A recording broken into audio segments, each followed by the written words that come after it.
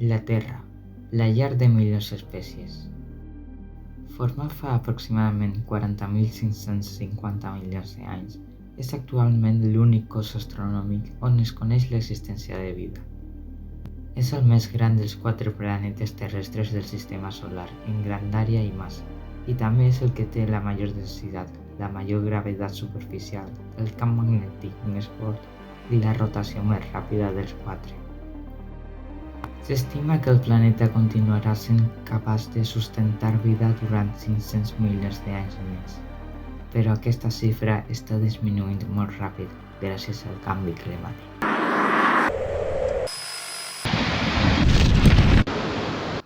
Per això, els estats assegura la conservació dels valors naturals denominats parcs nacionals, com figura de protecció que comporta un règim jurídic especial per assegurar aquesta conservació.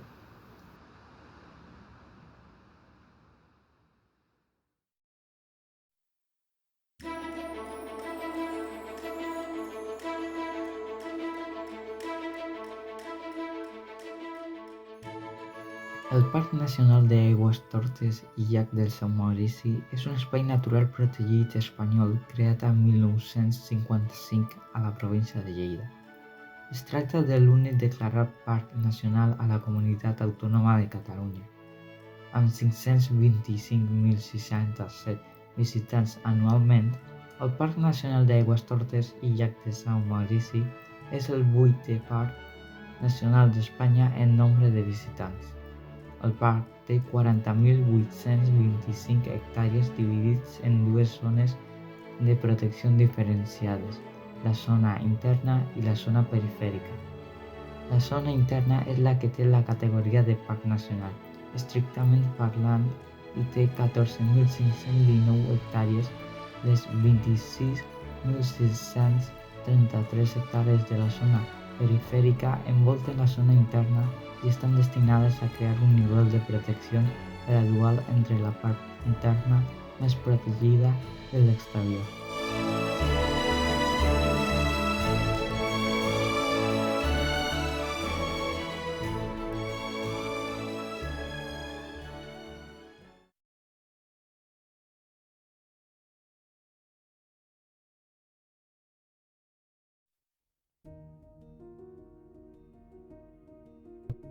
La zona interna es troba íntegrament als municipis de la Vall de Boí i Espot. Al vessant de Boí s'ha de distingir la Vall de Sant Nicolau i la capçalera de la vall del riu Noguera de Tor. Entre els llacs Llong i Llebreta, el riu de Sant Nicolau forma els característics meandres origen del nom Aigüestortes. Aquests meandres, que no són exclusius d'aquest lloc, es formen a llocs plans, en omplir-se de sediments l'espai ocupat per un antic llac. Al vessant d'Espot hi ha el riu Escrita i el llac de Sant Maurici. En aquest llac, com molts altres dels Pirineus, es va construir un conjunt de preses per obtindre un rendiment hidroelèctric més gran. La central hidroelèctrica de Sant Maurici a Espot aprofita les aigües recollides al llac de Sant Maurici. El llac es troba als peus dels imponents Els Encantats. Aquest conjunt format pel llac de Sant Maurici i Els Encantats és una altra de les estampes característiques de la bellesa del parc i el motiu que apareix al logotip del parc.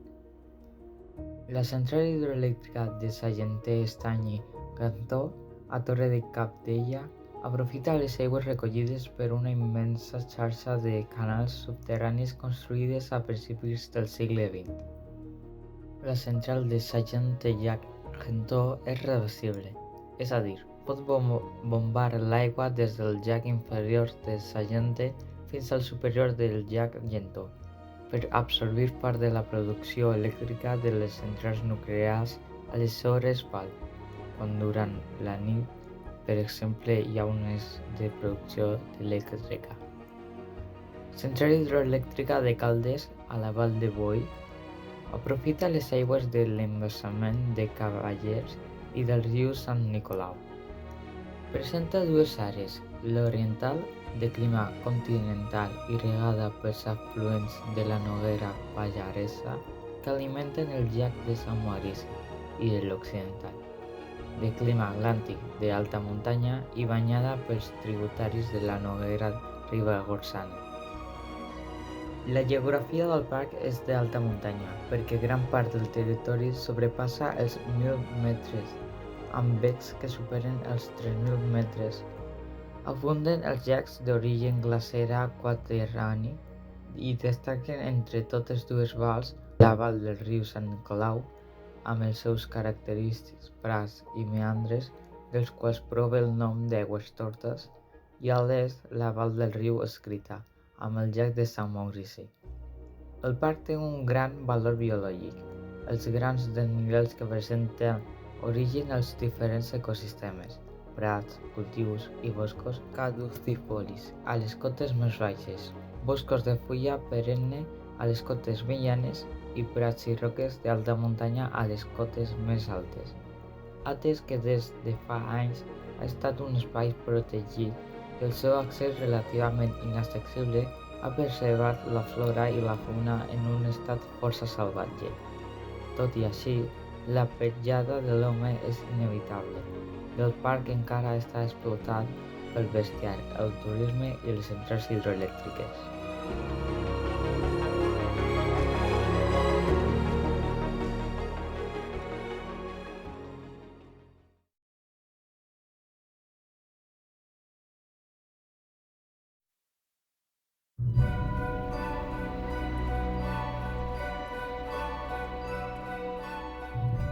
La zona perifèrica de protecció és l'espai marítim o terrestre exterior continu i confrontat a un parc nacional, dotat d'un règim jurídic propi destinat a projectar els valors del parc al seu entorn i esmorteir els impactes ecològics o paisatgístics procedents de l'exterior sobre l'interior del parc nacional. Esta zona perifèrica inclou els municipis de Viella i Alt Aran a la Val d'Aran, de Vilaller i Val de Boí a l'Alta Ribagorça, la Torre de Cabdella al Pallars Jussà i Espot, Alt Àneu, Esterri d'Àneu, la Guingueta i Sort al Pallars Sobirà. En aquesta zona perifèrica hi ha racons de gran bellesa i valor naturalista, com el bosc de la Mata de València d'Àneu, les valls de Gerber i Cabanes, el circ de Colomers, el circ de Saborredor, la ribera de Valarties, la vall de Besiberri, els llacs de Cabdella, el bec de Montardó i molts altres. Està situat a la part central dels Pirineus, repartit entre 4 comarques pirinenques: l'Alta Ribagorça, el Pallars Sobirà, el Pallars Jussà i la Val d'Aran, a la província de Lleida, bastant a la part central, territori dels termes municipals d'Espot i Val de Boí.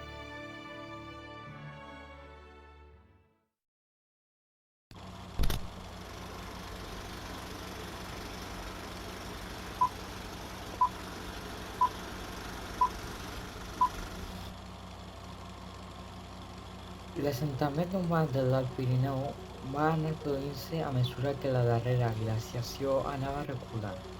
Dins dels límits del parc no es va establir mai un assentament estable, però estudis arqueològics recents han trobat restes d'assentaments humans temporals ocupats fa més de 8.600 anys en el període neolític.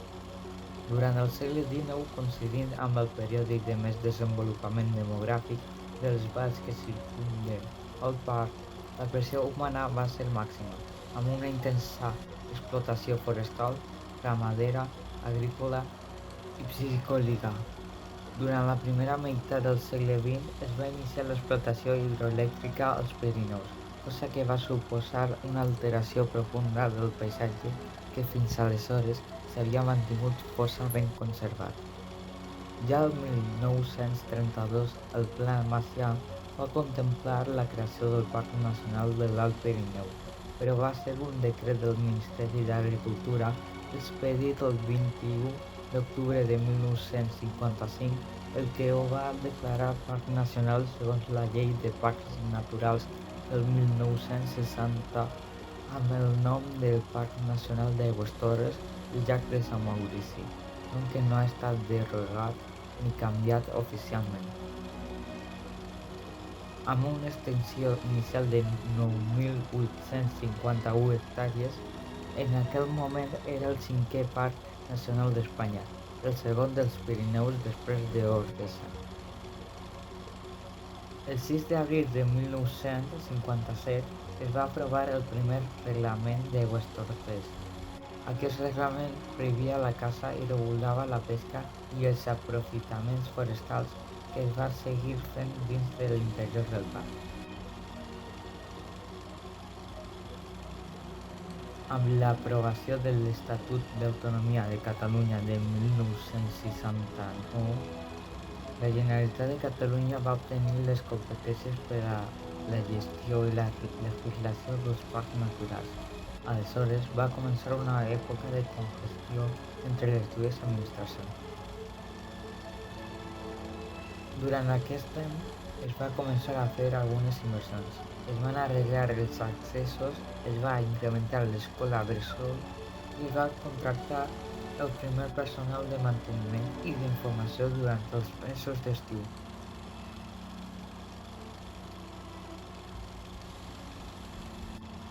El 30 de març, la Generalitat de Catalunya promulga la Llei de Reclassificació del Parc Nacional. D'acord amb la Llei Catalana d'Espais Naturals de 1985, un aspecte important d'aquesta llei és la creació de la zona perifèrica de protecció amb l'objectiu de garantir una protecció completa dels recursos naturals i evitar els possibles impactes ecològics i paisatgístics procedents de l'exterior. A partir d'aquest moment, s'endureix la normativa i se'n prohibeixen la pesca, l'acampada, les explotacions forestals i de qualsevol altre recurs natural, excepte les pastures i les hidroelèctriques que tenen concessions en vigor. A la zona perifèrica només es permeten els usos i aprofitaments tradicionals compatibles amb els objectius de protecció i conservació del medi. Aquesta llei comporta el final de la cohabitació entre l'administració central i autonòmica i l'Estat deixa de reconèixer Aigües-Torres com a parc nacional. El 5 de juliol de 1996 es va produir una nova ampliació del parc, que comprèn les actuals 14.119 hectàrees.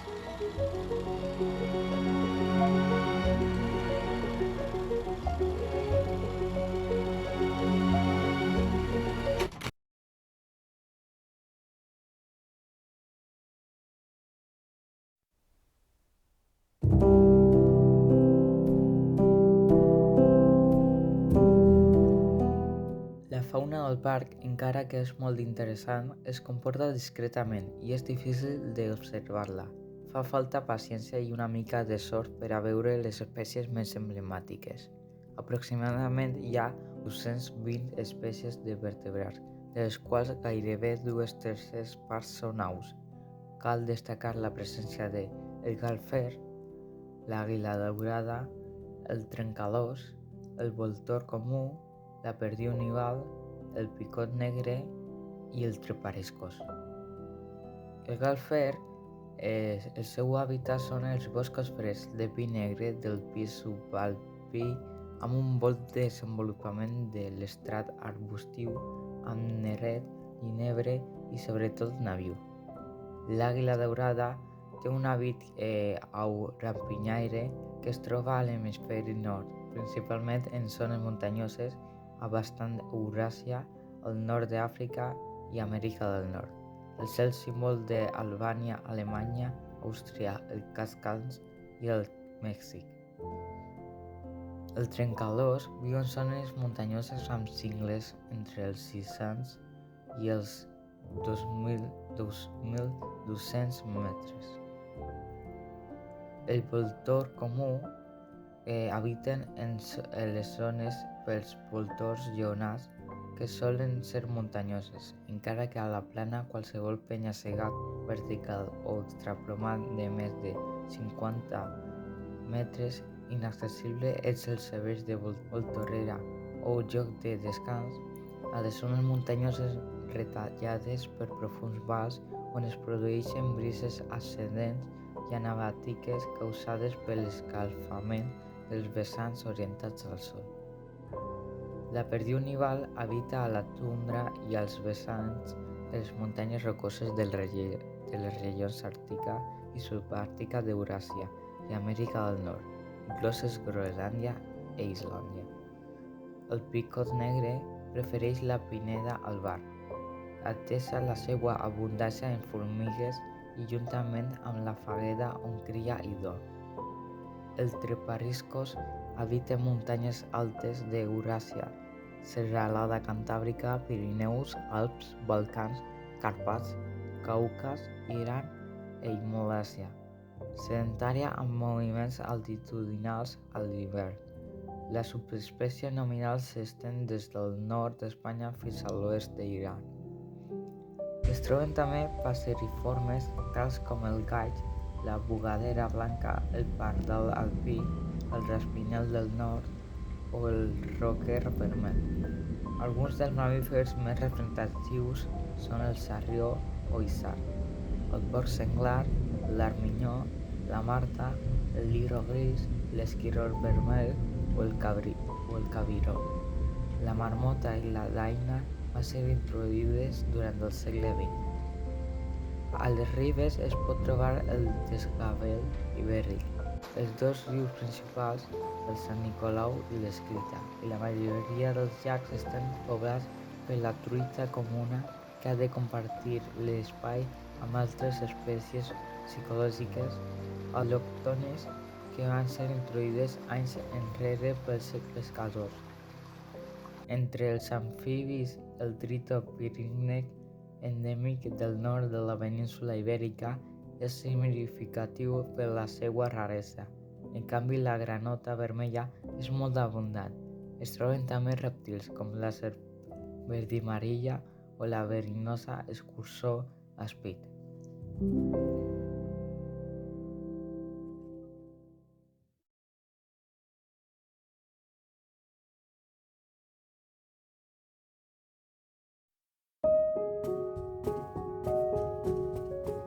A les parts baixes de les muntanyes, al pis montà fins a uns 1.500 metres, es troben majoritàriament boscos caducifolis amb roure pubescent, freixe, faig i avellaner. Aquests llocs, però, han estat els més alterats secularment per l'acció humana i moltes vegades estan ocupats per prats de sega o de dent, matllors dominats per boix o boscos secundaris de pi roig. Més amunt de 1.500 metres fins a sobre dels 2.000 metres comença el domini de les pinedes de pi negre. A l'estrat arbustiu de les parts obagues viu el neret i el nabiu, la boixerola i el ginebre prefereixen llocs més assolellats. En els vessants més obacs i humits, per sota dels 2.000 metres, creixen importants boscos d'avet. És l'avetar més important dels Pirineus. Acompanyat al bosc es localitzen els mostrells i els moixons, arbres de poca altura caracteritzats pel color grisenc del seu tronc i branques, així com pels seus fruits vermells que des del mes de juliol persisteixen fins a l'hivern. A les pastures alpines, per sobre dels 2.300 metres, ja no existeixen els boscs, però es poden trobar nombroses espècies de la flora d'alta muntanya, per exemple la genciana alpina, la genciana nival, la genciana de Burser, la saxifraga porpra o diferents ranuncles. Una part de les espècies del parc són endemismes pirinencs en el sentit ampli. Al voltant del 7% tenen distribució estrictament boreoalpina o articoalpina i van arribar als Pirineus durant l'última glaciació. El grup més important d'espècies de la flora del parc correspon a l'element Euroisberia, és a dir, a les plantes pròpies de l'Europa central humida.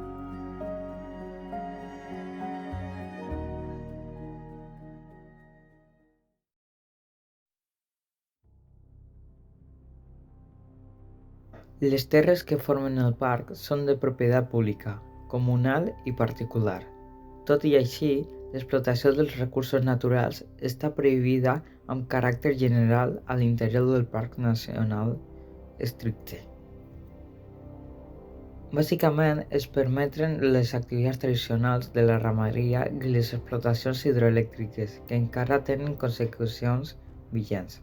A la zona perifèrica de protecció es permeten els usos i aprofitaments tradicionals compatibles amb la protecció i conservació del medi.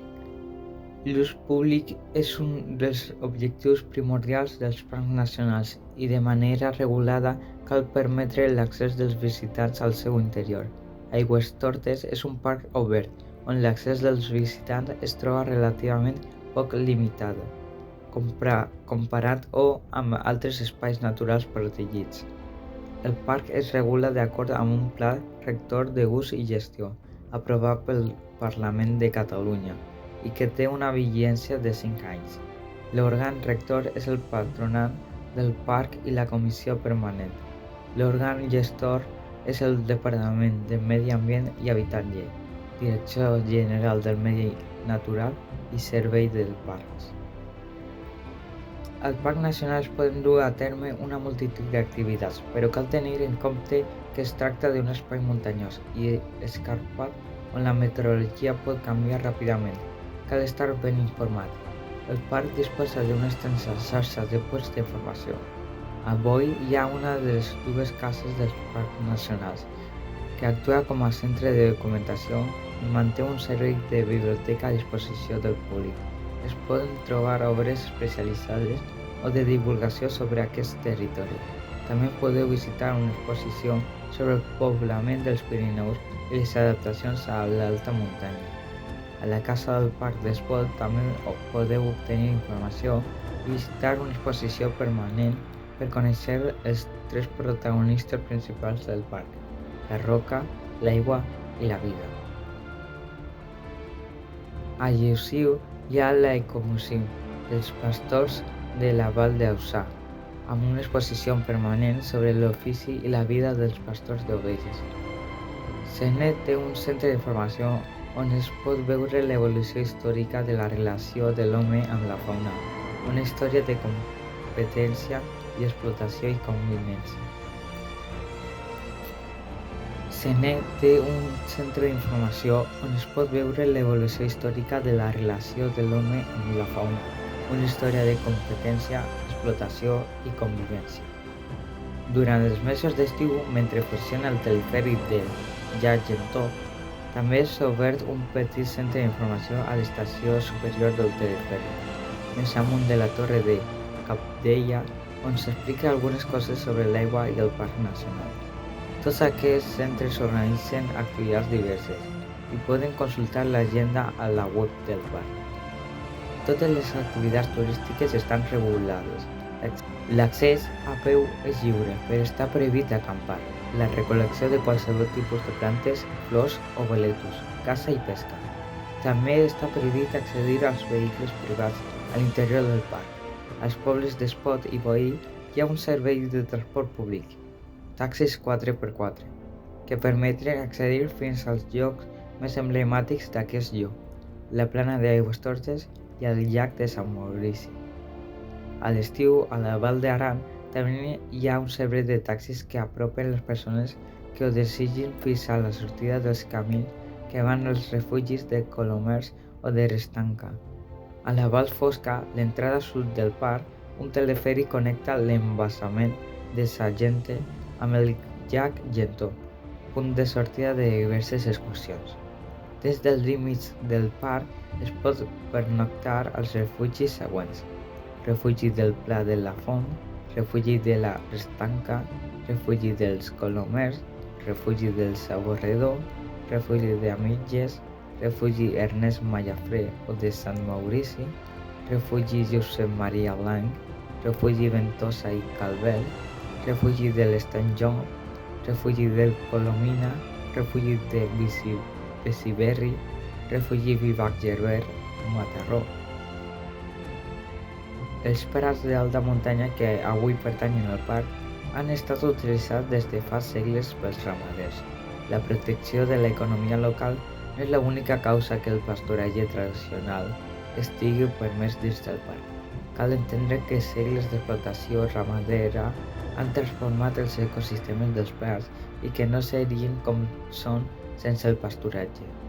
Tot i que dins del parc no hi ha cap central hidroelèctrica, s'utilitzen les aigües del mateix per a produir electricitat fora de l'àrea protegida. Amb aquesta finalitat, dins del parc hi ha grans canalitzacions soterrades.